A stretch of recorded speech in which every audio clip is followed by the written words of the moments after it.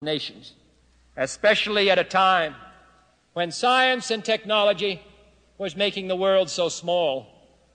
It took Brigham Young and his followers 188 days to go from winter quarters, Nebraska, to the valley of the Great Salt Lake. It takes 30 minutes for a missile to go from one continent to another. We did not seek to become a world power. This position was thrust upon us by events, but we became one just the same, and I'm proud that we did. I can well understand the attraction of those earlier days.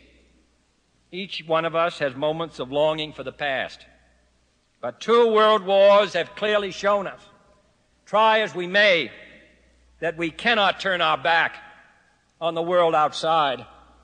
If we do, we jeopardize our economic well-being, we jeopardize our political stability, we jeopardize our physical safety.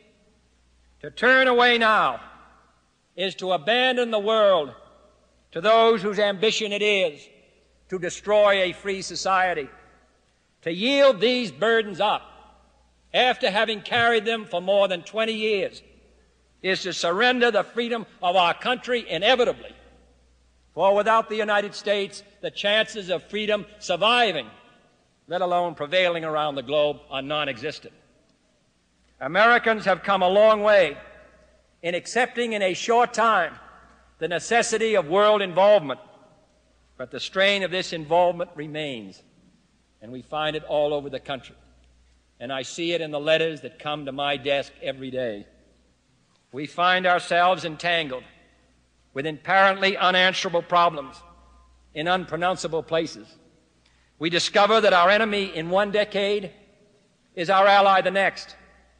We find ourselves committed to governments whose actions we cannot often approve, assisting societies with principles very different from our own.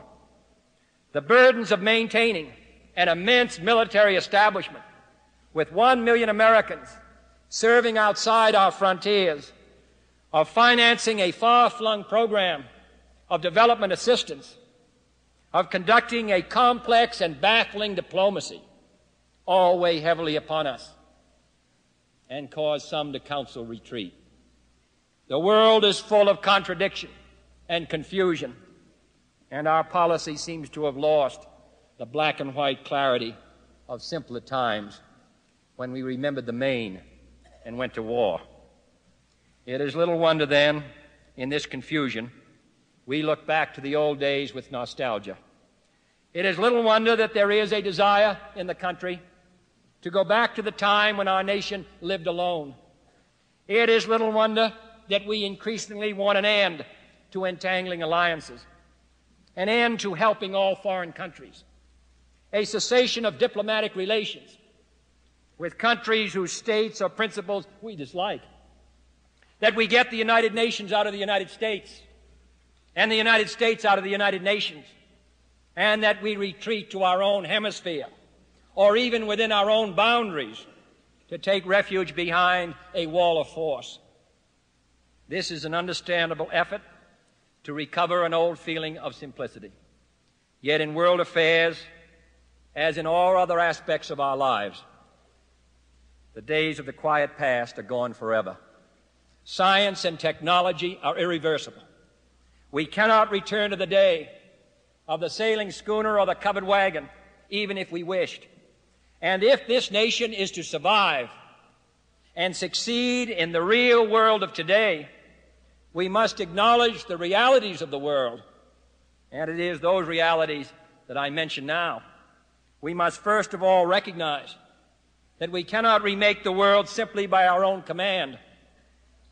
When we cannot even bring all of our own people into full citizenship without acts of violence, we can understand how much harder it is to control events beyond our borders.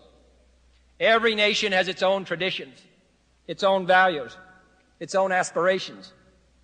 Our assistance from time to time can help other nations preserve their independence and advance their growth, but we cannot remake them in our own image.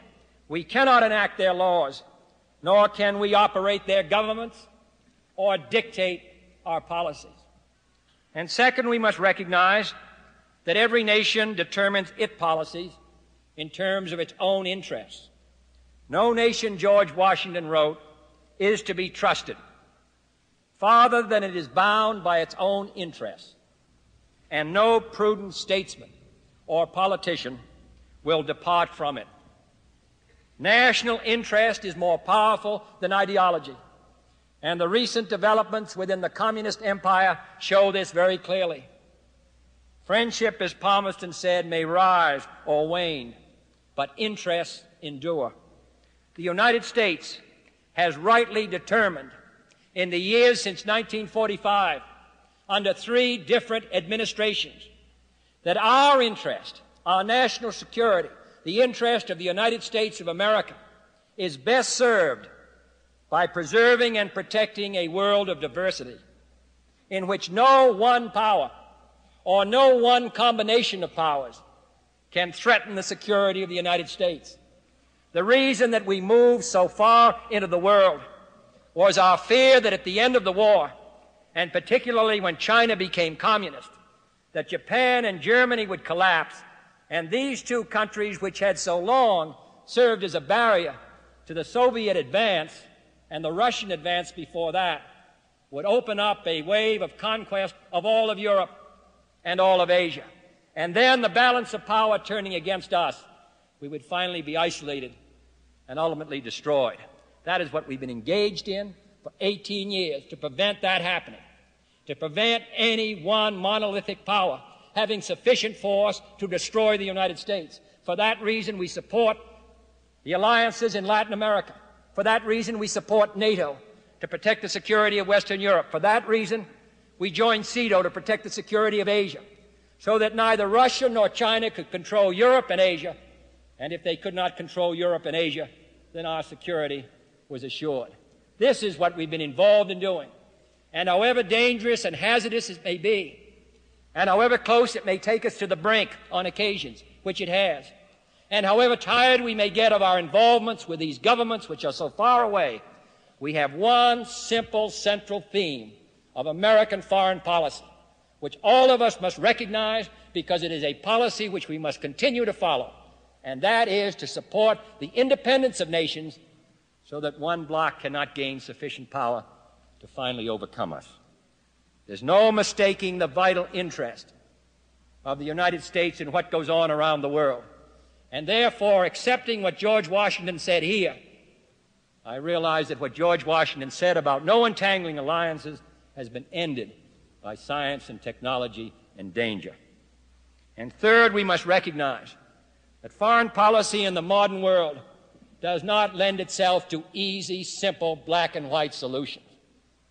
If we were to have diplomatic relations only with those countries whose principles we approved of, we would have relations with very few countries in a very short time. If we were to withdraw our assistance from all governments who are run differently from our own, we would relinquish half the world immediately to our adversary. If we were to treat foreign policy as merely a medium for delivering self-righteous sermons to supposedly inferior people, we would give up all thought of world influence or world leadership. For the purpose of foreign policy is not to provide an outlet for our own sentiments of hope or indignation. It is to shape real events in a real world.